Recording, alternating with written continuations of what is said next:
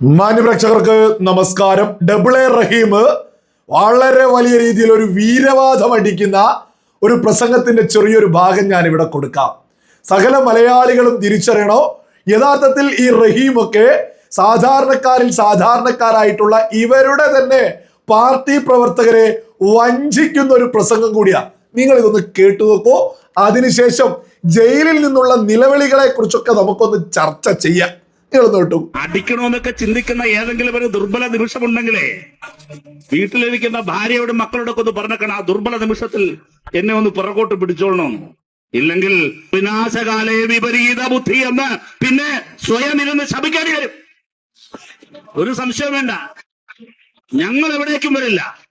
പക്ഷേ ഞങ്ങളുടെ മേൽ എവിടെയെങ്കിലും വന്നാൽ ഒരു ഇഞ്ചു പുറകോട്ട് പോകുന്നുണ്ട്. ഒരു കരുതണ്ട, ഒരു കോൺഗ്രസ്സുകാരും കരുതണ്ട. ഭരണം വെച്ച് ചെയ്തു കളയാണ്. ഏത് ഭരണം? ഭരണം വെച്ച് നിങ്ങൾ എന്താ പോലീസിനെയാണോ ഉപയോഗിക്കുന്നത്? പോലീസ് നിയമപരമായി നിൽക്കും. പോലീസ് നിയമപരമായി നിന്നില്ലെങ്കിൽ പോലീസിനെ നിയമപരമായി നിർത്താൻ കമ്മ്യൂണിസ്റ്റ് പാർട്ടിക്ക് അറിയാം. നിങ്ങൾ ഞങ്ങൾക്ക് യാതൊരു വിധത്തിലുള്ള ഒരു പ്രയാസം ഉണ്ടാക്കേണ്ടതില്ല. ഉണ്ടാക്കിയാൽ തിരിച്ചു നിയമപരമായ പ്രതിസന്ധികൾ ഞങ്ങൾ ഉണ്ടാക്കും. നിയമപരമായ പ്രതിസന്ധികൾ ഉണ്ടാക്കും. അതുണ്ടാക്കാനൊക്കെ നല്ല വശമുള്ളവരാ, അതുണ്ടാക്കുകയും ചെയ്യും. അതുകൊണ്ട് കോൺഗ്രസിന് പോലീസിന്റെ ഏതെങ്കിലും സഹായം ഇപ്പൊ ഈ നിലയ്ക്ക് കിട്ടുമെന്നും കരുതുകയും വേണ്ട.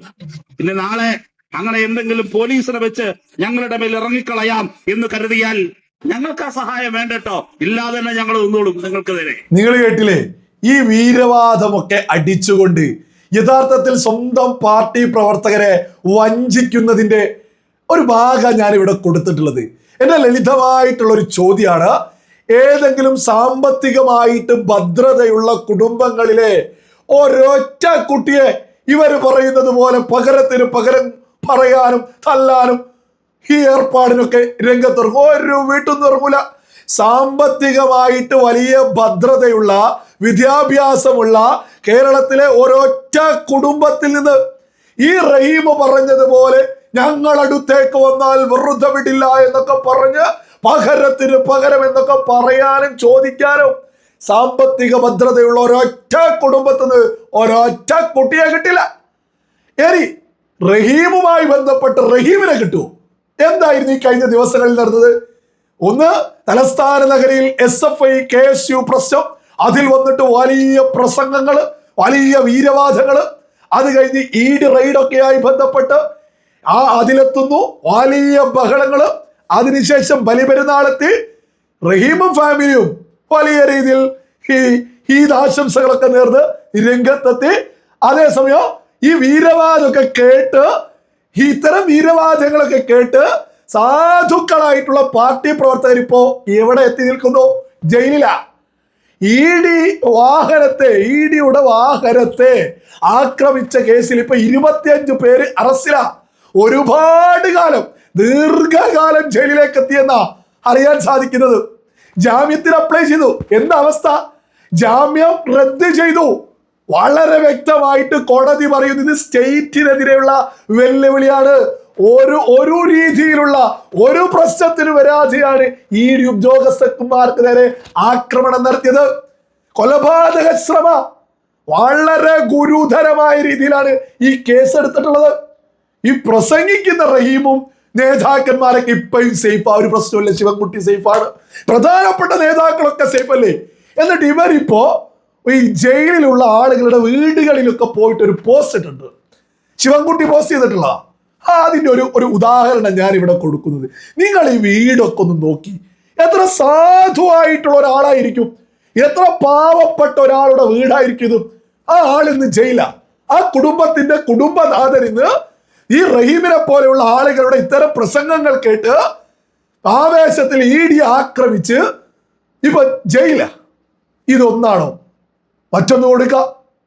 ഇതേതെങ്കിലും, ഞാനിവിടെ മുഖവും കാര്യങ്ങളൊന്നും കൊടുക്കാതിരിക്കുക.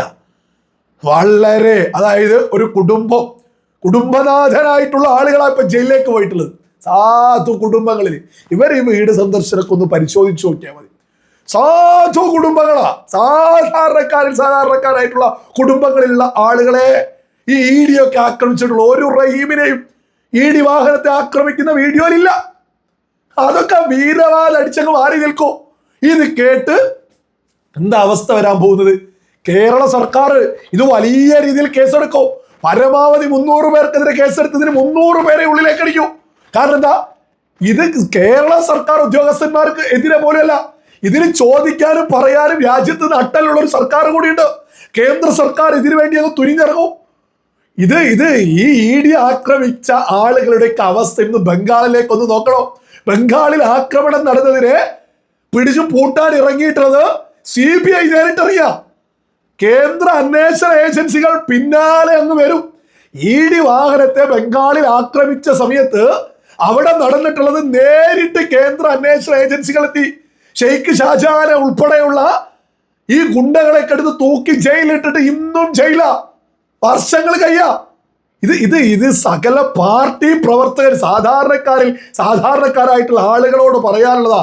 കേന്ദ്ര അന്വേഷണ ഏജൻസിയുടെ ഉദ്യോഗസ്ഥന്മാർക്കെതിരേക്ക് ഈ പറയുന്ന AA റഹീമൊക്കെ പറയുന്ന ആവേശം കൊണ്ട് വാഹനമൊക്കെ ആക്രമിച്ചാൽ നിങ്ങൾക്ക് നഷ്ടമാവുന്നത് നിങ്ങളുടെ കുടുംബത്തിന്റെ നാഥനെയാണ്. യഥാർത്ഥത്തിൽ ഈ പറയുന്ന CPM പാർട്ടിയൊക്കെ ഏത് 90കളിലെ പൊളിറ്റിക്സ് ആണോ ഇന്നും കേരളത്തിൽ മുന്നോട്ട് വെക്കാൻ ശ്രമിക്കുന്നത്? കാലമൊക്കെ ഒരുപാട് മാറിയില്ലേ?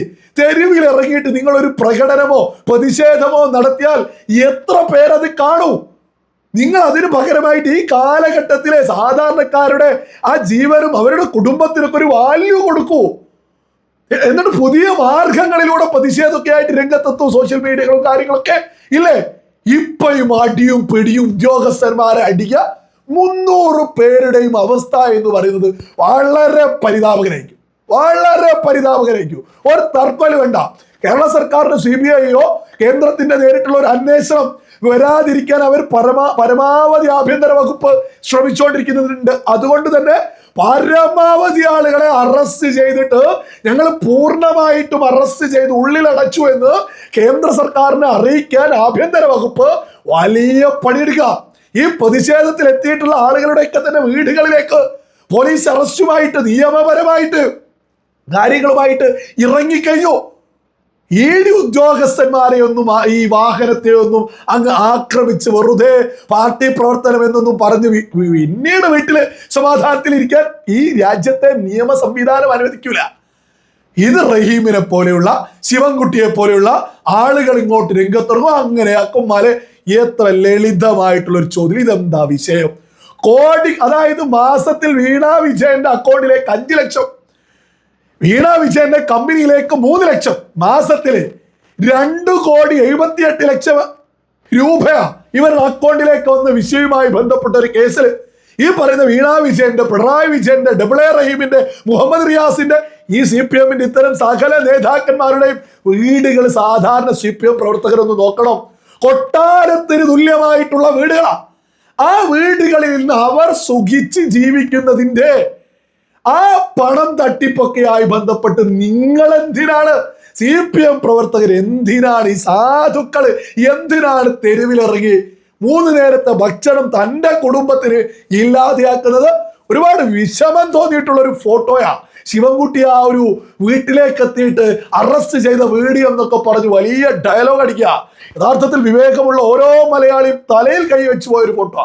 ഇത്രയും സാധാരണക്കാരെയാണല്ലോ CPMന്റെ നേതാക്കന്മാർ ഇങ്ങനെ വഞ്ചിക്കുന്നത്. ഇതൊന്നും ഈ കാലത്തെ പൊളിറ്റിക്സ് അല്ല. ഈ കാലത്തെ രാഷ്ട്രീയം എന്ന് പറയുന്നത് തെരുവിലിറങ്ങി തല്ല് കൊള്ളിക്കലല്ല എന്ന് ഇനി എന്നാണ് CPM പ്രവർത്തകരൊക്കെ തിരിച്ചറിയുക?